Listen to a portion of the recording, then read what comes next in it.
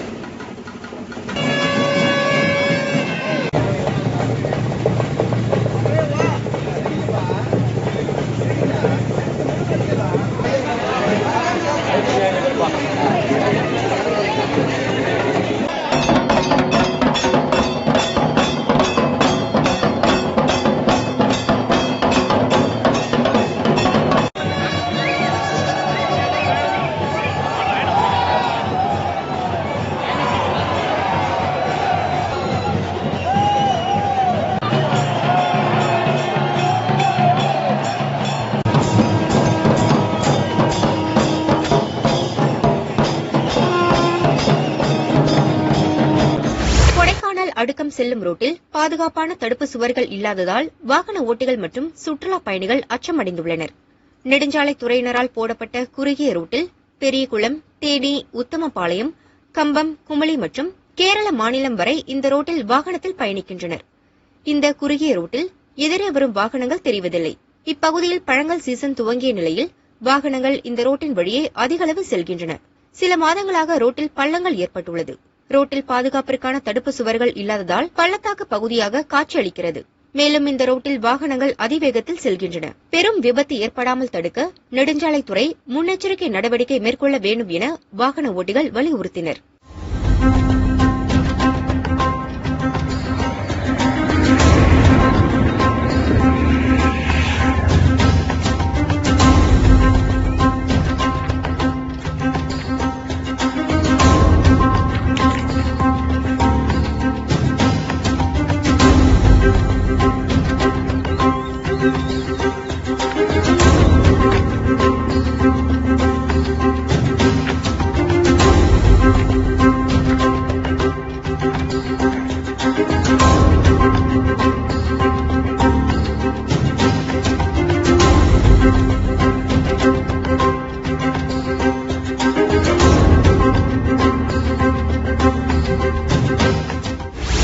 மாநில அதிமுக செயலாளர் அன்பழகன் செய்தியாளர்களை சந்தித்தார். அவங்க ஓட்டுக்கு காசு கொடுத்து போகும்போது மக்களும் எனக்கு ஏன் காசு கொடுக்கலன்னு சொல்லிட்டு அந்த காசு கொடுக்கணும் பிடிச்சி இழுக்கிற காட்சியெல்லாம் கண் கூட நடந்தது.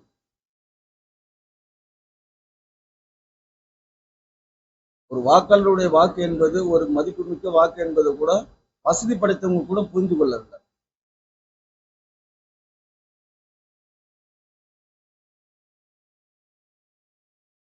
நகரப்பகுதியில் வசிக்கக்கூடியவர்கள் இந்த 500 ரூபாய் பணத்துக்கு வீதியில இறங்கி பணம் கொடுக்கின்ற பிஜேபி தொண்டர்களிடம் சண்டை போட்டு பணத்தை வாங்குறது என்பது அதெல்லாம் ஒரு வெட்கக்கேடான செயல். தேர்தல் என்பது காவல்துறையினரும் குற்ற பின்னணி உள்ளவர்களும் நேரடியாக கைகோர்த்து கொண்டு பிஜேபிக்கு ஆதரவான ஒரு நிலைப்பாட்டை எடுத்துக்கிறாங்க.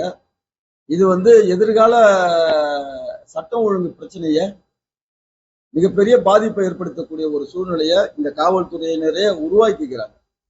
அதுக்கு நம்ம நம்சாயத்திலே இந்த தேர்தல் துறையினர் இந்திய தேர்தல் ஆணையருக்கு பரிந்துரை செய்து இவர் வெற்றி பெற்றார்னு அறிவிச்சிடலாம். தேர்தல் நடத்த வேண்டிய அவசியமே கிடையாது. அதுக்கு ஒரு தேர்தல் நடத்தை விதி, ஒரு மண்டாங்கட்டி, இதெல்லாம் எதுக்கு? இதெல்லாம் பணம் கொடுக்குறாங்கன்னு நாங்க புடிச்சு கொடுக்குறோம், நீங்களும் கேஸ் போடுறீங்க. அப்புறம் ஏன் அந்த வேட்பாளரை அப்பயே தகுதி நீக்கம் செய்யல? பிஜேபி சார்பில் பணம் கொடுக்குறான்னு சொல்லிட்டு உங்களுக்கும் தெரியுது. ஒரு 4-5 பேரை பிடிக்கிறீங்க, அவங்ககிட்ட அந்த பிஜேபி ஸ்லிப் இருக்குது. தேர்தல் நடத்துவதற்கு முன்பும் பிடிக்கிறீங்க. ஏன் அந்த வேட்பாளரை இந்த தேர்தல் துறையினர் தகுதி நீக்கம் செய்யல? இந்த தேர்தல் என்பது அதிகார வர்க்கமும் பண வர்க்கமும் கைகோர்த்து கொண்டு ஒரு ஜனநாயகத்தை காலில் போட்டு மிதித்துள்ள தேர்தல் இது. புதுச்சேரி மாநில தேர்தல் வரலாற்றிலேயே இந்த 2024 நாடாளுமன்ற தேர்தல் என்பது ஒரு இந்திய தேர்தல் ஆணையத்துக்கே ஒரு கரும்புள்ளி. இதுக்கு பொறுப்பேற்க வேண்டியவர்கள் தலைமை தேர்தல் அதிகாரி, தலைமை தேர்தல் நடத்தும் அதிகாரிகள், காவல்துறையினர், ஸ்குவாடு, என்ன ஸ்குவாடோ எது தெரியல.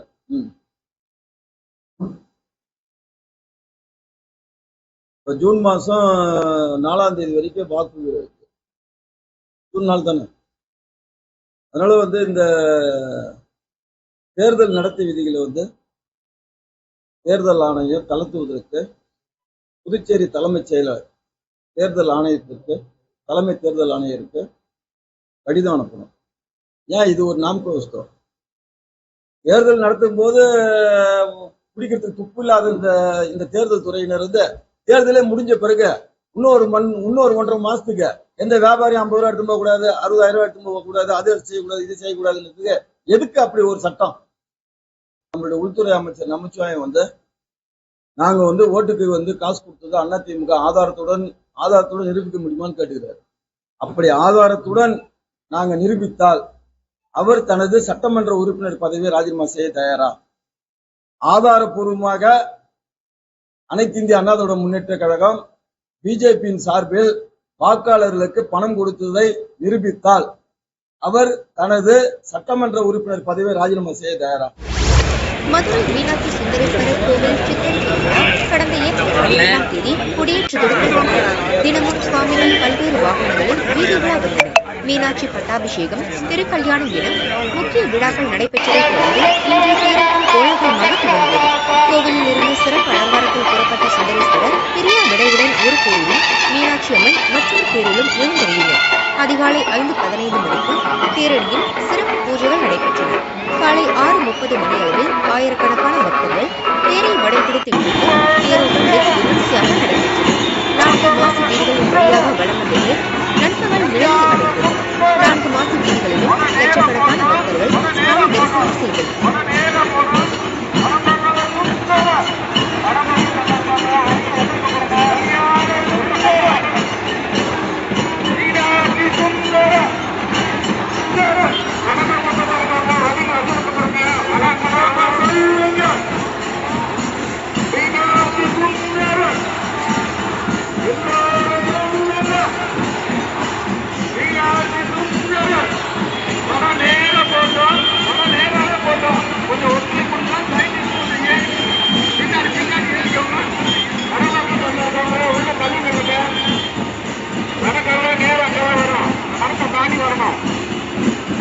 படமாக்கி சொல்ல இருக்காங்க, உள்ள தண்ணி இல்லைங்க, பொண்ணோட நல்லா இருபது இருக்கட்டும்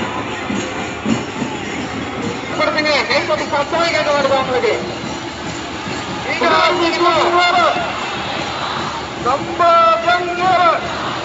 வட நேரம் போட்டோம், எங்க போறோம்? மீனாட்சி சுந்தர கணபதி இருக்காங்க. இருக்கலாமா? ரெடியா? சத்தமா சொல்லுங்க. எல்லாரும் சொல்லுங்க. மீனாட்சி சுந்தர சம்பந்தர அனந்தவன சுந்தர கல்யாண சுந்தர.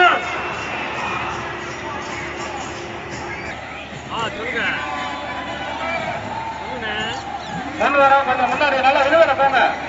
கொஞ்சம் முன்னாடி தண்ணி வந்து நீங்க டெக்ஸ்டைல கொடுக்கணும். நீங்க ஓட்டையில கொடுக்கூடாது.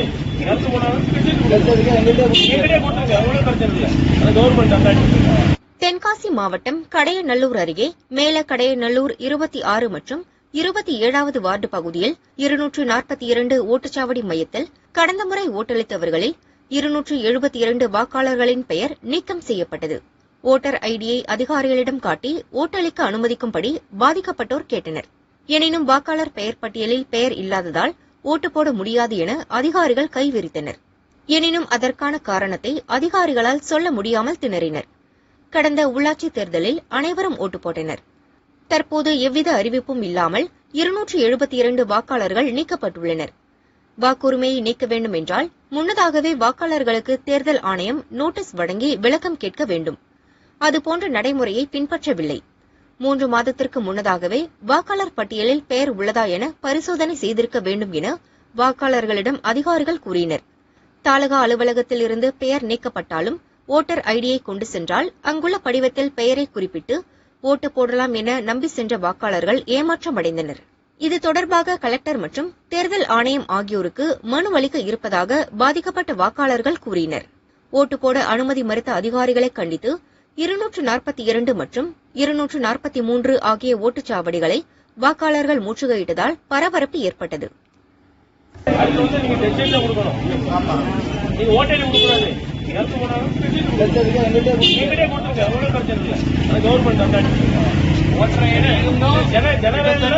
ஒரு தேர்தல் 240 ஓட்டர் வந்து மிஸ் ஆயிருக்கு.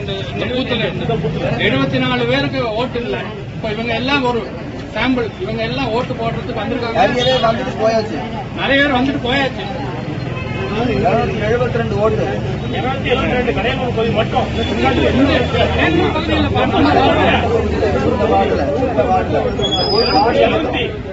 திருப்பூர் மாவட்டம் பல்லடம் நொச்சிப்பாளையத்தை சேர்ந்தவர் மணி. பனியன் கம்பெனியில் வேலை பார்க்கிறார். உறவினர் திருமண நிகழ்ச்சிக்காக குடும்பத்துடன் சென்றார். மர்ம நபர்கள் வீட்டின் பூட்டை உடைத்து 20 பவுன் நகைகள் 20,000 ரொக்கத்தை திருடி தப்பினர். வீடு திரும்பிய மணி கதவை உடைத்து நகைகள் திருடு போனது குறித்து பல்லடம் போலீசில் புகார் கூறினார். போலீசார் திருட்டு கும்பலை தேடி வருகின்றனர். திருப்பூர் அமராவதி பாளையத்தில் திங்கள்தோறும் கால்நடை சந்தை நடக்கிறது. வழக்கமாக 700 முதல் 900 மாடுகள் வரும் நிலையில் தேர்தல் கண்காணிப்பு குழுவின் பணம் பறிமுதல் நடவடிக்கை காரணமாக கால்நடை வரத்து குறைந்தது. 50,000க்கும் மேல் பணம் கொண்டு செல்வோருக்கு ஒப்புகை ரசீது மாட்டுச்சந்தை ஏற்பாட்டாளர்கள் வழங்கியும் மாடுகள் வரத்து உயரவில்லை. குறிப்பாக கேரளாவில் இருந்து வியாபாரிகள் வந்து செல்வதை தவிர்த்தனர். நடைபெற்று முடிந்த லோக்சபா தேர்தலுக்கு பின் பறக்கும் படையின் கண்காணிப்பு குறைந்தது. பணம் பறிமுதல் செய்யும் நடவடிக்கைகள் தற்காலிகமாக கைவிடப்பட்டது. இதையடுத்து இன்று கூடிய மாட்டு சந்தைக்கு 832 கால்நடைகள் வரத்து இருந்தது. கன்றுக்குட்டிகளின் பல் வளர்ச்சி மற்றும் எடைக்கு ஏற்ப 5,000 முதல் 8,000 ரூபாய் வரையிலும், காளைகள் 38,000 முதல் 41,000 வரையிலும், எருமைகள் 25,000 முதல் 30,000 வரையிலும், மாடுகள் 23,000 முதல் 27,000 வரையிலும் விற்றது. முந்தைய வாரம் 634 இருந்த மாடு வரத்து நடப்பு வாரம் 833 கூடியது. வெயிலின் தாக்கம் தொடர்ந்து அதிகரித்து வருவதால் பசும்புல் கிடைக்கவில்லை. இதனால் கன்றுக்குட்டிகளை வளர்க்க முடியாமல் பலர் விற்பனைக்கு கொண்டு வந்தனர். இந்த வாரம் மொத்தம் 1,60,00,000 ரூபாய்க்கு வர்த்தகம் நடந்ததாக சந்தை ஏற்பாட்டாளர்கள் தெரிவித்தனர்.